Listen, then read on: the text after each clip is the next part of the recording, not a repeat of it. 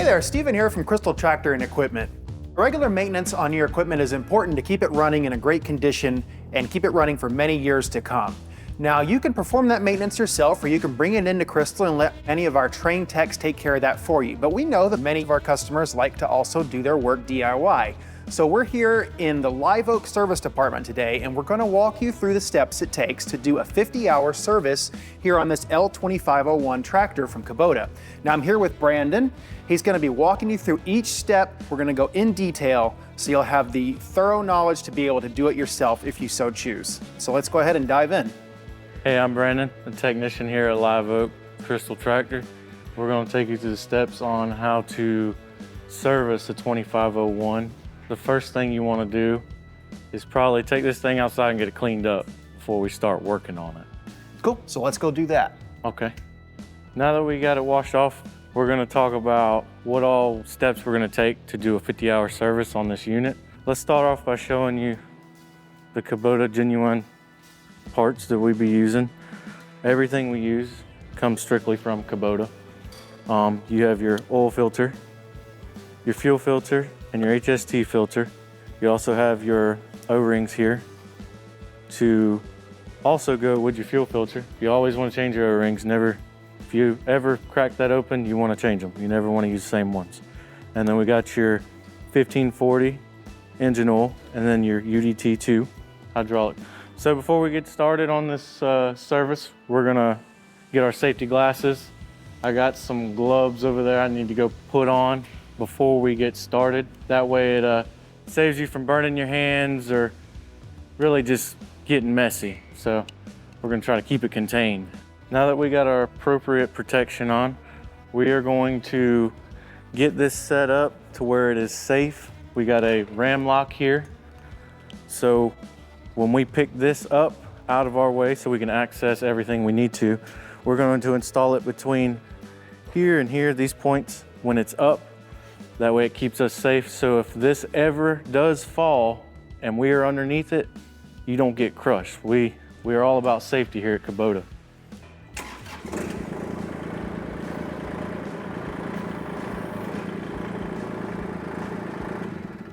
Just gonna install this in here. That way if it ever does fall, it'll catch. Keeps us safe. So now that we've got that in the air and out of the way, and we know we'll be safe, we can get started on opening the hood. So first thing you want to do when you get ready to come around and get everything opened up, you want to pull this grill guard back. So there's this latch right here. You just pull out, pull back, and to open your hood, you have your lever. You just pull it. There she goes. So the next step here is we want to get this side panel off. It takes a 12mm socket. There's two bolts. There's one right here next to your radiator, and there's one right back here. You see that?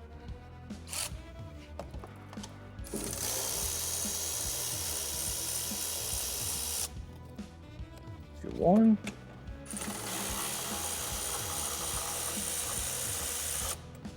Two.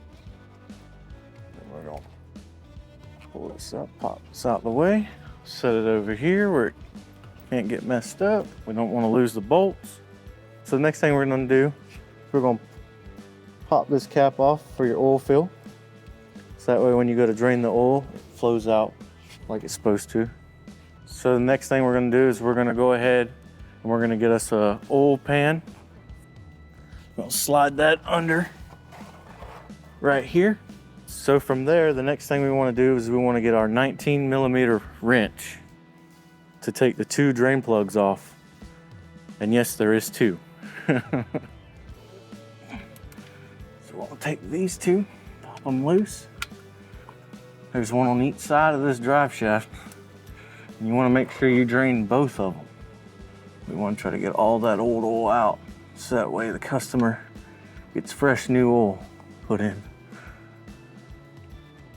They are long, yes they are. So we'll let that drain. When it's finished, we'll put the plugs back in. Yeah. So now we got the oil drain, we're gonna go ahead and reinstall your drain plugs.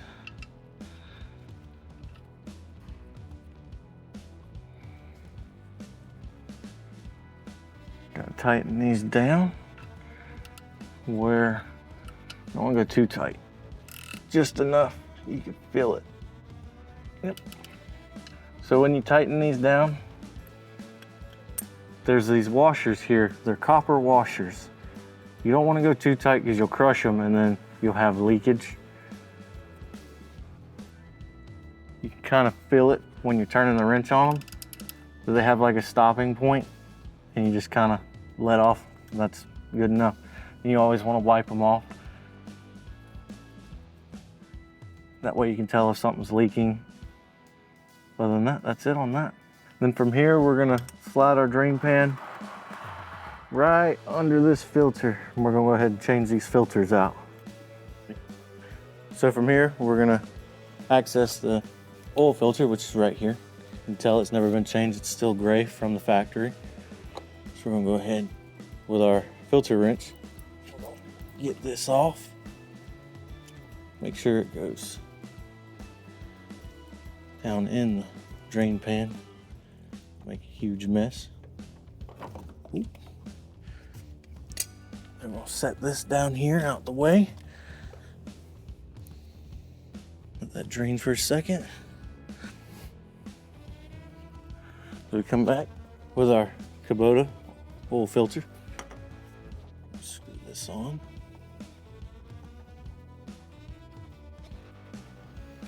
We want to hand tighten it. We don't want to put no tools back on it. That's all it takes.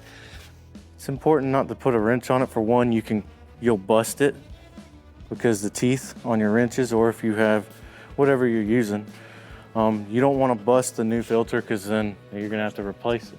You also just want to hand tighten it. That way, you can feel it gets to a certain point and you just stop. You don't want to crank on it. It'll crush that filter. It could cause issues. And we don't want nothing to break internally either, because it could get sucked up. We're cleaning the excess oil off this axle and the steering shaft and the frame right here. So next thing we're gonna do here is get our 1540 oil. We're gonna go ahead and refill this. Now from here we got our funnel. We're gonna go ahead and fill this up. It takes about 6 quarts. So we'll start with 4 and then check our dipstick, which is right here. We'll go ahead and pop it loose that way. It's ready. That way we don't overfill this. Okay, so we got our 4 quarts in. We're gonna go ahead and check the dipstick, make sure we didn't overfill. So we're gonna pull it out here. And as you can see, we're about halfway. So it still needs some added.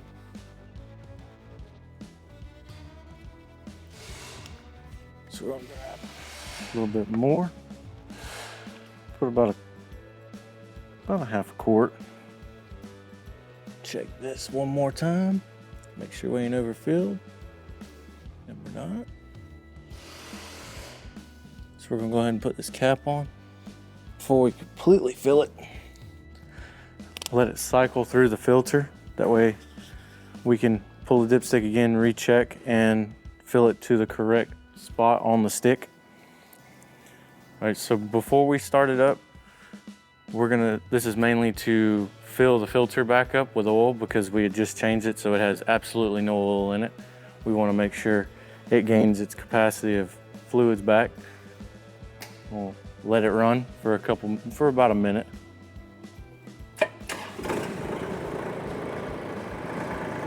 We're gonna shut it back off. Come back around here to where the dipstick's at. We're gonna pull it. We need a rag. Get the oil.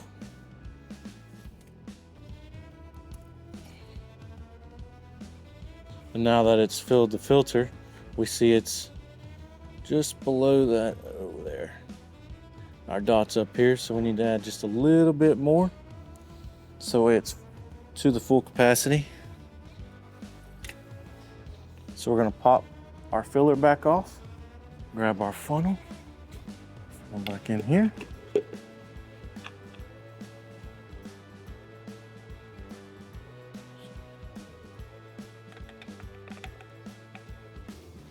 Got that. We're gonna re-pull the dipstick. Check it one more time. We are right at our mark, where we want to be. So now we're to full capacity. We can put our plug back in. And that's it for the oil. So the next thing we're going to do is our fuel filter. This little housing here, it's a fuel water separator. This is what separates the water from your fuel. We're going to go ahead and we're going to twist this off here.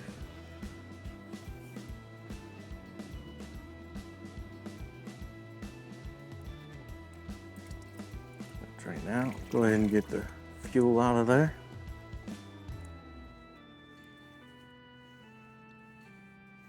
I'm going to take a pair of pliers here and just grab this top.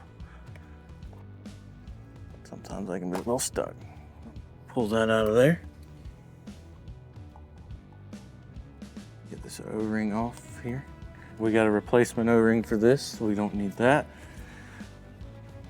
And before we put a new filter in here, I'm going to take this over to the parts washer. Make sure it's all cleaned out. We don't want no dirt left in there. Clean this up real nice.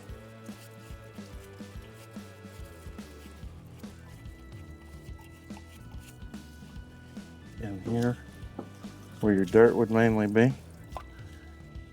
You don't want no dirt in the system because then you'll be coming back and have a fuel cleaning. So we're going to dry that off. Come back around here. We're going to grab our fuel filter from Kubota. So there's 2 O-rings in this. Oh, there it is. So what we're going to do is we're going to get this fuel filter in here, just like that. You got 2 O-rings. You got a little one here. It goes right in the center, just like that. You got a big one that goes just on the outside, just like that. Slide up under here. Oh. And it will start filling, so you don't want to be fast, but you don't want to be super slow. You get fuel everywhere. Hand tight. Wipe it off. And that's that. As the filter screws on, it's like opening a valve, so it allows the fluid to just start coming back in. All right, so next thing we're gonna do is we're gonna change our HST filter. There's this right here. And it is located right here, underneath this step here. So the HST filter runs fluid for your HST system, like your pedal.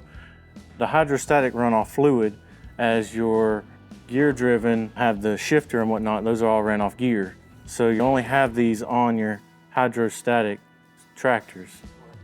Right. So I'm gonna take our filter wrench here,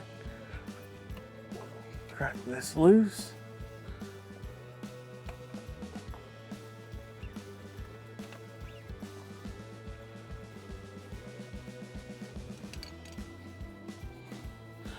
We should lose just a little bit of fluid, not much. When this happens here, this is your seal on your old filter. You want to make sure you catch that before you put this new filter on, because then this will not seal upright. So you want to make sure that comes off before installing your new one. Never want to put one on with that still on there, because this will never seal up and you will leak every bit of fluid you have out. And we're just gonna, like the oil filter, hand tighten this, wipe the excess off, clean this off good, so the customer sees it has been changed. And that's that. So we're gonna check our fluid level at this time since we had changed the HST filter. First thing we're gonna wanna do is we're gonna wanna get this hood shut, your grill pushed back in, we're gonna take this ram out and we're gonna get everything set down on the ground. We want all cylinders to be closed when you go to check it. That way you get an accurate reading. You never wanna check it when this is in the air or whatever piece of equipment you have in the back is in the air. You want it all on the ground, and we'll go from there. All right, the next thing we're gonna do, after we get everything lowered to the ground, we're gonna come right here and we're gonna check our sight glass, which it actually looks pretty good. You want it halfway up that sight glass. You don't want it any more than what it is. It's actually pretty good. So we don't need to put anything in it. You never want to overfill it because that could cause issues internal. So next thing we do here in the service department is we're going to check your tire pressure, and these should be at 30. These are your fronts. We're going to check this. As you can see, that is on 30, right on the money. Now when you come to your rears, there's not really a way to check the pressure considering these are filled with water. And when you have water in them, you can't really get a good reading. Just do a visual inspection. There's no water leaking out. Everything's clean. Tires look good. I don't see any holes, no leakage. So we're gonna move on to our next side. Right back to the front one, where we gotta be at 30 PSI. Oh, and we are low. We're at 20. So this one needs a little bit. All right, so we were at 20. We're gonna get this up to 30.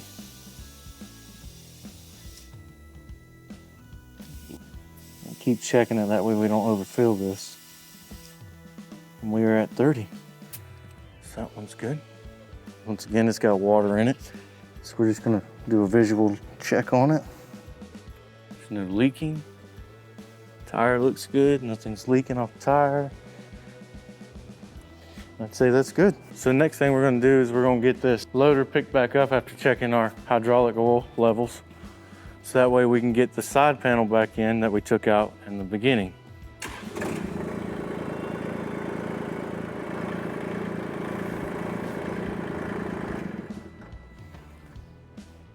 Then once again, for safety, we're gonna put our lock back in.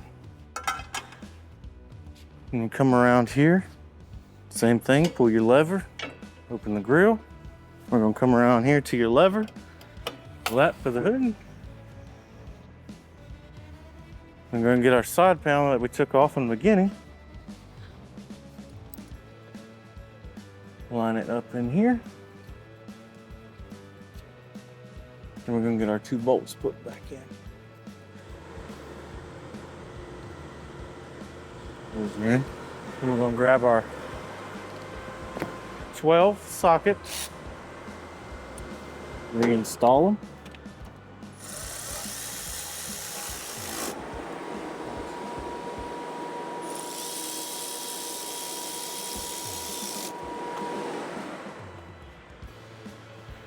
And that's that. So next thing we're gonna do is we're gonna grease this thing up, and this 2501 comes equipped with a loader. So you have your 12 points that we are gonna grease up. You have 1 on each end of each tie rod. You got 2, 1 on each side. And then you got 2 more grease points under here for your brake pedal system. So we're gonna go ahead and get those greased up. So pretty much, we'll put it on there. And you'll look on both sides,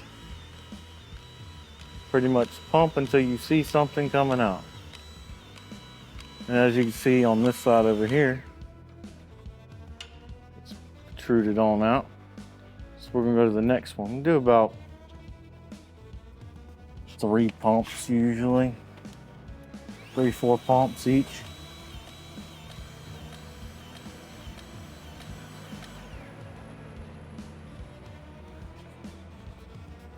Got one under here. There's that one I'd like to get to.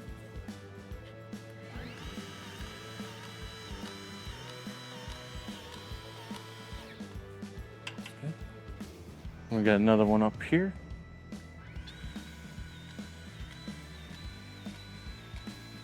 See, it's coming out. And you got your 2 down here.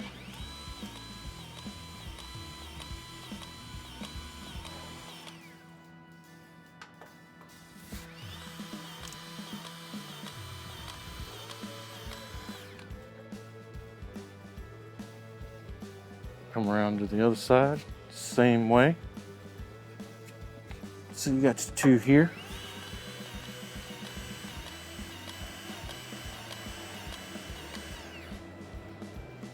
This one's got some dirt in it. Just want to make sure you get that dirt out of the way.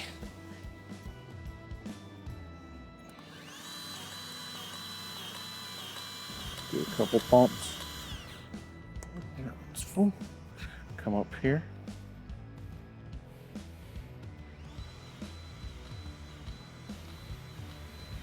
Coming out.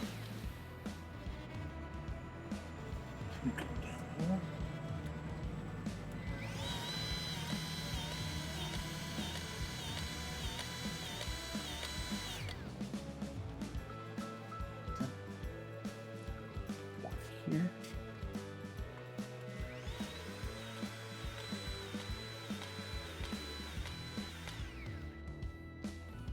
And more top.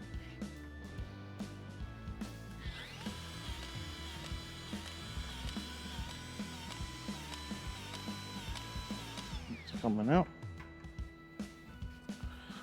And we're gonna go back to the front here. We have one right here.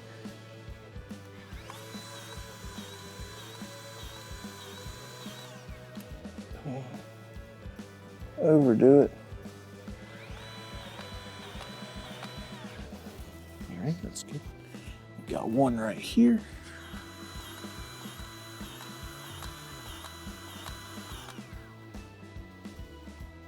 Go to the other side and do the same thing.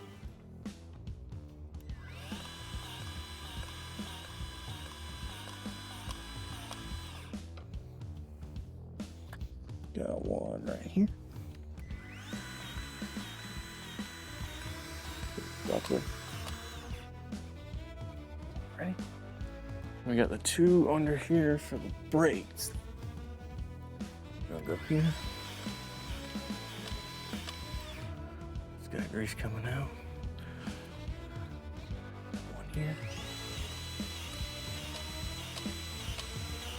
Got grease. And we gotta do the center.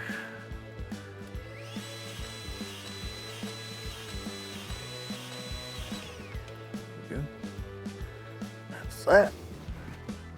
Now that we finished up greasing it, that's pretty much how a 50-hour service goes on a 2501. This may be helpful if you decide to service it yourself or bring it down for I or one of our other technicians to help you out with here at Crystal Tractor.